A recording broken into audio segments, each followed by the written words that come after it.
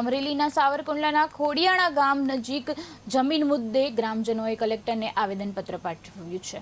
ખોડિયાણા ગામના લોકો મોટી સંખ્યામાં એકત્રિત થઈ જમીન પચાવી પાડવાના આક્ષેપો સાથે રજૂઆત કરી હતી। ગ્રામજનોએ છતડિયા ગામના ભાજપ આગેવાન વીરભદ્ર ડાભિયા સામે જમીન પર ખોટી રીતે દબાણ કરવાનો અને ધમકી આપવાનો આક્ષેપ કર્યો છે। ગ્રામજનોનો આક્ષેપ છે કે જમીન મુદ્દે તેમને હેરાન કરવામાં આવી રહ્યા છે અને દબાણપૂર્વક જમીન પચાવી પાડવાનો પ્રયાસ કરવામાં આવી રહ્યો છે। સમગ્ર મામલે તાત્કાલિક તપાસ કરી યોગ્ય પગલાં લેવામાં આવે તેવી માંગ સાથે ગ્રામજનોએ કલેક્ટરને આવેદનપત્ર પાઠવ્યું છે। જો કે આક્ષેપોની સત્યતા અંગે સત્તાવાર તપાસ બાદ જ સ્પષ્ટતા થઈ શકશે। શું તમે આજે અમરેલી કલેક્ટરમાં આવેદનપત્ર દેવા આવ્યા છો? શું કારણ? આખી વિગતે વાત કરજો।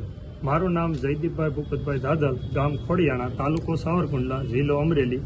ખોડિયાણાના અમે રહેવાસી છીએ। 7 પૈકી 1ની અમારી જમીન આવી છે।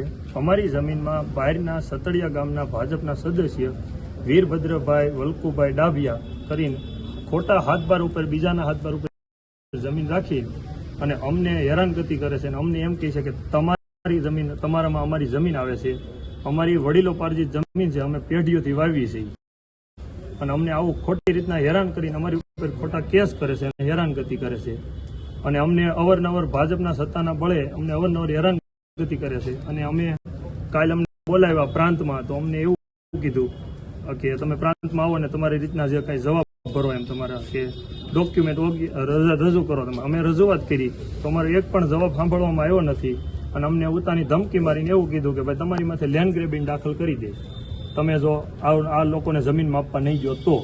અમારો એક પણ જવાબ સાંભળતા નથી। અમે યોગ્ય પુરાવા રજૂ કરી તો અમારા પુરાવા સ્વીકારવામાં આવતા નથી। આ કારણોસર અમે કલેક્ટર સાહેબને અરજી દેવા આવ્યા છીએ, આવેદનપત્ર, અને અમે કહેવા માંગીએ કે અમને યોગ્ય રીતે ન્યાય આપે એવી અમારી આશા છે।